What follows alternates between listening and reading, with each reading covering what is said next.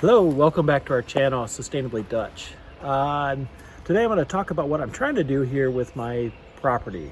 Uh, I have a small suburban piece of property, completely less than an acre, but I'm trying to see how much carbon that I can sequester into the piece of property that I have, also create the best soils and that are very healthy for the soil without using any pesticides at all, while at the same time keeping whatever is fallen on the property into a benefit for the property. And then also to kind of create a natural surrounding while also having food production. So a sustainable piece of property is but also make it aesthetically pleasing. So right now it's not, as you can see behind me, but I'm working on it right now. But I really wanted to show you some of the garden beds and things that I have prepared. We're an abnormally very warm spring day. I just got done, as you can tell, I'm a little messed up right now because of the work that I've been doing, but I want to show you some of the raised beds that I made. So just behind me here is a raised bed that I've made. They're made out of pallets. They are 8 foot long, 4 feet wide, and about 3.5 feet tall.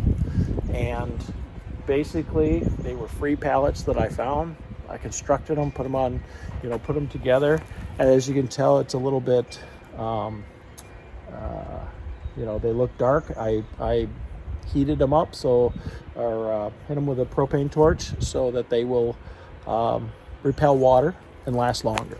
So with 3 feet tall, that's a lot of soil if you were to put that in there. So basically what I did is put some logs in the bottom and then some sticks and then the leaves that I had collected from my yard last year.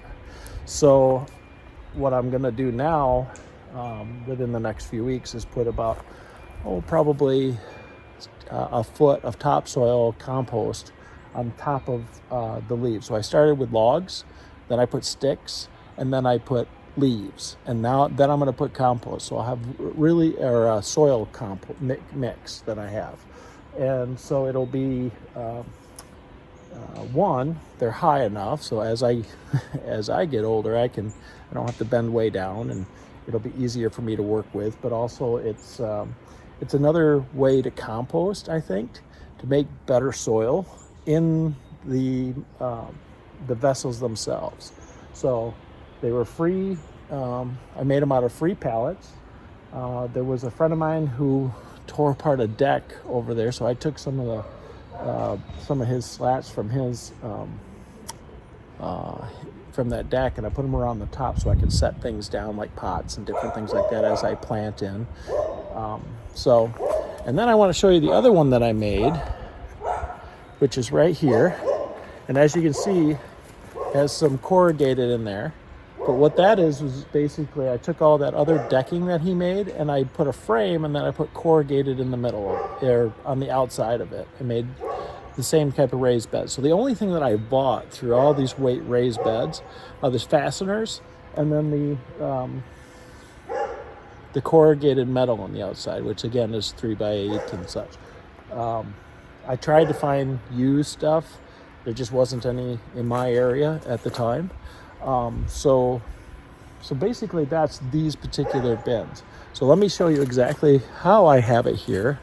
As we come over here, and as you can see, we have the leaves on the top. These are from last year. I covered all the logs and sticks and things like that in there, and now it's almost to the top. So I'll put another 6 feet of soil on the top of that. But here is kind of where I started.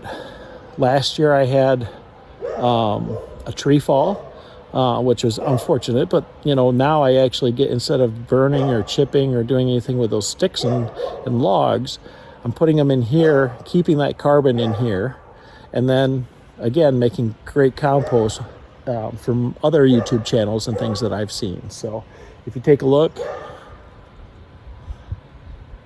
so I'm going to put a few more sticks on the top of that, and then I'm going to fill it with leaves. So I got quite a few raised beds behind me here. I have a total of 5. And then, yeah, that's kind of what I'm doing right now. All around the rest of my property, you see the sand behind me here. Set you down here. You see the sand behind. So what I'm also going to do, instead of putting turf grass down, is put some natural wildflowers in. And hopefully that'll help draw the pollinators in for my gardens, and also at the same time help with the soil itself too, to create a healthier soil. So I think this is part 1 of many that I'm going to talk about on making a sustainable urban plot that's also aesthetically pleasing and less work, because I quite frankly, I won't have to mow it. I may have to maybe mow it once a year, but I won't have to do much more than that. So I hope to see a lot of benefits out of this. So hopefully that's just one of them. But yeah, having a sustainable suburban lot that does follow my local ordinances. I'm starting in the backyard because there's a lot less ordinances around the backyard.